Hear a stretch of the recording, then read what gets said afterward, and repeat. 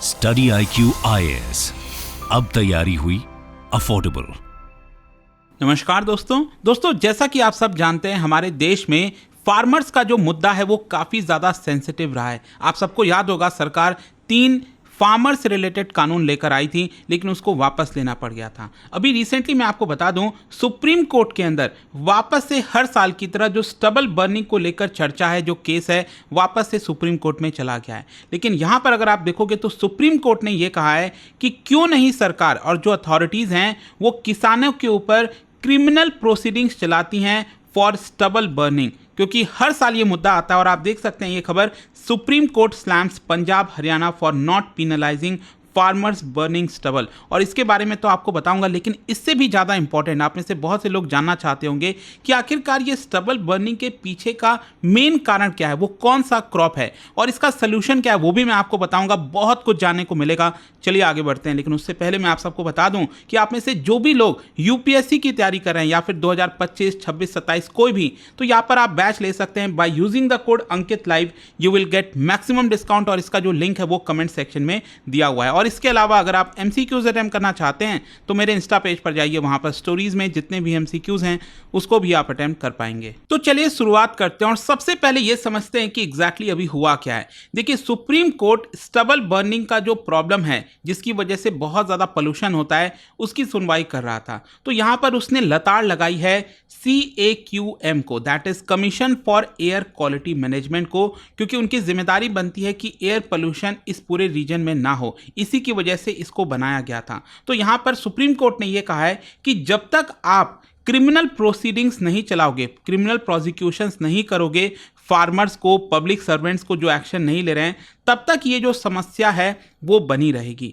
साथ ही साथ आप देख सकते हैं यहाँ पर सुप्रीम कोर्ट का यह भी कहना था कि जो एक्ट बनाया गया था, that is commission for air quality management act, मैं आपको बता दूं सबसे पहले 2020 में इससे रिलेटेड ऑर्डिनेंस लाया गया था और उसके बाद इसको कानून में तब्दील कर दिया गया था। तो इसके अंदर यहाँ पर ऑलरेडी कानून में कई सारे पेनल्टीज रखे हुए हैं कि अगर कोई भी फार्मर्स अगर पालन नहीं करता है, मतलब स्टबल बर्निंग करना जो है वो एकदम अलाउड नहीं है, लेकिन अगर कोई भी किसान ये चीज़ करता है तो उसको पिनलाइज किया जाएगा। लेकिन यहाँ पर सुप्रीम कोर्ट का कहना है कि इसके बावजूद भी एक भी केस आज तक रजिस्टर नहीं किया गया है। इस कानून में 5 साल तक का जेल का भी प्रोविजन है, लेकिन अभी तक एक भी केस आखिरकार क्यों नहीं रजिस्टर किया जा रहा है। और उसीलिए आप देखिए यहाँ पर सुप्रीम कोर्ट ने हरियाणा और पंजाब सरकार दोनों को 1 हफ्ते का वक्त दिया है कि आखिरकार अभी तक आपने इसको लेकर क्या एक्शन लिया है, उसकी रिपोर्ट आप हमें सबमिट करिए। साथ ही साथ सुप्रीम कोर्ट बार बार यही चीज कह रहा है कि यहाँ पर आपको कड़ा एक्शन लेना पड़ेगा। अगर आप चाहते हो सच में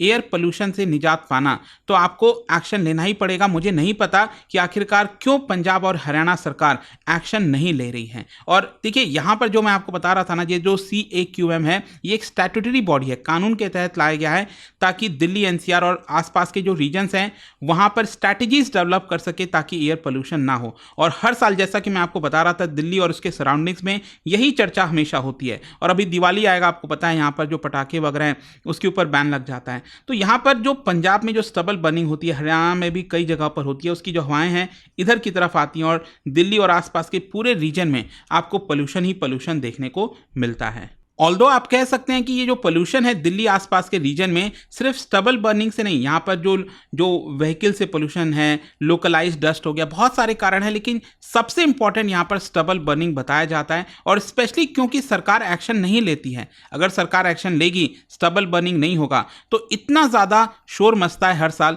वो शायद यहाँ पर कम हो जाएगा। तो वो देखना होगा कि आखिरकार होता क्या है। अगली जो सुनवाई है, आई थिंक शायद 16 अक्टूबर को यहाँ पर रखा है सुप्रीम कोर्ट ने। अब देखना होगा आगे क्या होता है। लेकिन इस वीडियो में मैं आपको बहुत इंपॉर्टेंट और इंटरेस्टिंग चीज बताने वाला हूं। देखिए, यहां पर कई लोग जानना चाहते होंगे कि आखिरकार ये स्टबल बर्निंग क्यों करना पड़ता है, क्या प्रॉब्लम है, कौन सा क्रॉप है इसके पीछे। मैं आपको एक एग्जांपल बताता हूं। एक किसान है पंजाब के, हरप्रीत सिंह। वो हर साल पूसा 44 पैडी जो है उसका कल्टीवेशन करते हैं। मैं आपको बता दूं जो पूसा 44 ये जो पैडी है वो 1993 में जो इंडियन एग्रीकल्चर रिसर्च इंस्टीट्यूट है उनके द्वारा लार्ज स्केल पर रिलीज किया गया था, ताकि इसका प्रयोग किसान कर सके और अपने फील्ड में ज़्यादा से ज़्यादा जो धान की खेती है वो की जा सके। बेसिकली पैडी जब हम कहते हैं तो बेसिकली इसका मतलब राइस हो गया एक तरह से। तो यहाँ पर बताया ये जाता है कि जो पूसा 44 पैडी है जो रिलीज किया गया था, इसकी वजह से बहुत ज़्यादा मतलब कंपैरिजन अगर आप करोगे बाकी के सीड से तो करीब 35 से 36 क्विंटल पर एकड़ ज़्यादा ग्रेन प्राप्त होता है, और इसी की वजह से बहुत से फार्मर्स को यही वाला ग्रेन पसंद आता है। मैं आपको बता दूं पूसा 44 का जो पूरा समय है इसको ग्रो होने का वो लगभग 155 से 160 डेज है। क्या होता है ना कि यहाँ पर नर्सरीज में सबसे पहले इसको रखा जाता है सोइंग के लिए, और उसको ट्रांसप्लांट किया जाता है फील्ड में 1 महीने के बाद, और जो पूरा प्रोसेस है हार्वेस्टिंग तक इसमें लगभग 160 दिन लग जाते हैं। लेकिन सबसे इंपॉर्टेंट इसमें क्या है कि इसमें जो यील्ड मिलता है कंपैरिजन, जैसे कि मैं अगर आपको बताऊं PR 126 से, ये पंजाब एग्रीकल्चर यूनिवर्सिटी के द्वारा रिलीज किया गया था, इसके कंपैरिजन में अगर आप देखोगे तो जो पूसा 44 है उसका पर एकड़ यील्ड 30 to 32 क्विंटल ये ज़्यादा निकलता है, और ऑब्वियस सी बात है इससे किसान की ज़्यादा आमदनी होती है, ज़्यादा कमाई होती है। लेकिन इसमें एक डिफरेंस आपको समझना है। मैंने आपको क्या बोला कि इसको पूरा ग्रो करने का टाइम कितना लगता है पूसा 44 का, ये लगता है 155 to 160 डेज। वहीं अगर हम PR 126 वाले क्रॉप की बात करें जिसका यील्ड कम होता है, इसमें सिर्फ 123 से 125 डेज लगते हैं। अब इसको ध्यान में रखिएगा, मैं आपको बताता हूं क्यों। क्योंकि यहाँ पर पूसा 44 मैंने आपको बताया यील्ड ज़्यादा होता है, लेकिन इससे एक बहुत बड़ी समस्या है। समस्या यह है कि क्योंकि इसको ग्रो होने में ज़्यादा टाइम लगता है, हार्वेस्टिंग में लगभग 160 दिन लग जाते हैं, तो इसकी हार्वेस्टिंग एक्चुअली अगर आप देखोगे तो अक्टूबर के एंड के करीब हो पाती है, और इसी की वजह से अगले क्रॉप सोइंग के लिए कम समय मिलता है। जैसे कि जो पैडी है वो है आपका खारिफ क्रॉप, तो जो अगला राबी क्रॉप होगा उसका सोइंग तुरंत करना पड़ता है अक्टूबर एंड या फिर नवंबर फर्स्ट वीक में। तो यहाँ पर अगर मान लो ये वाला जो पैडी है पूसा 44, इसका हार्वेस्टिंग एंड अक्टूबर तक हो पाएगा, तो जो राबी वाला क्रॉप है जो गेहूं हो गया, वीट उगाने के लिए बहुत कम समय बचता है। और इसी की वजह से फार्मर्स क्या करते हैं, कम समय रहने की वजह से जो वेस्ट होता है, जो स्ट्रॉ होते हैं, जो पैडी से निकलता है स्टबल, वो आपका खेत में ही उसको जला देते हैं।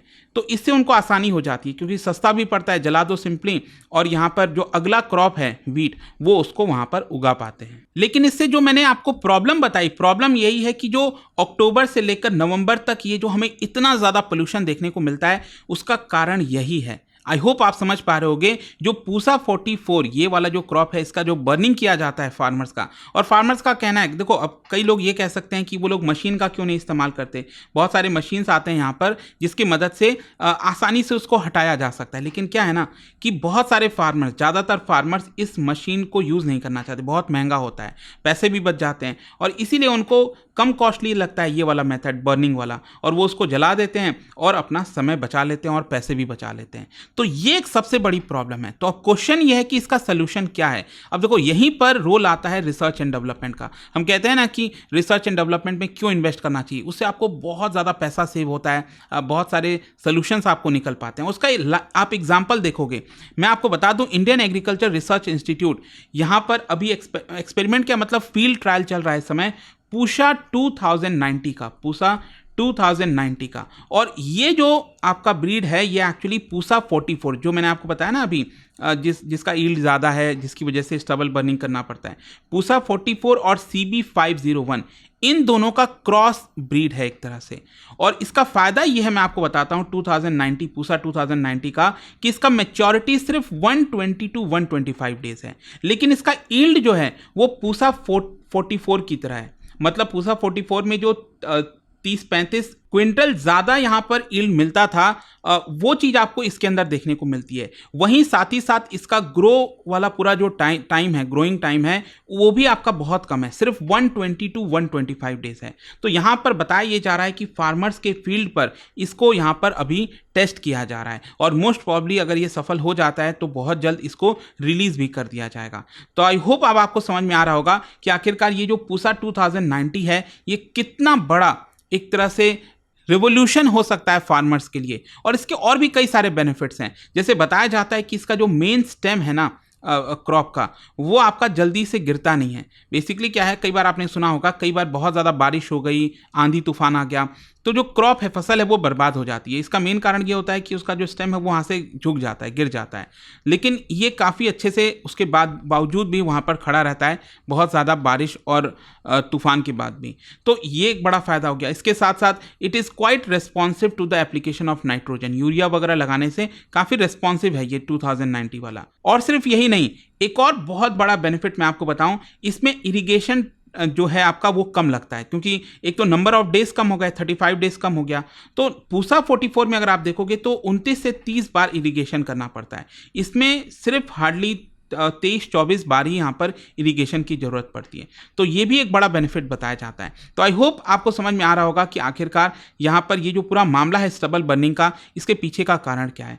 और लेट्स सी सुप्रीम कोर्ट आगे इसको लेकर क्या करता है। और जाने से पहले एक इंटरेस्टिंग क्वेश्चन देखिए, यहाँ पर डिस्क्रिप्शन दिया हुआ है एक क्रॉप के बारे में, और आपको बताना है कौन सा ये क्रॉप है। It is a crop which is used both as food and fodder.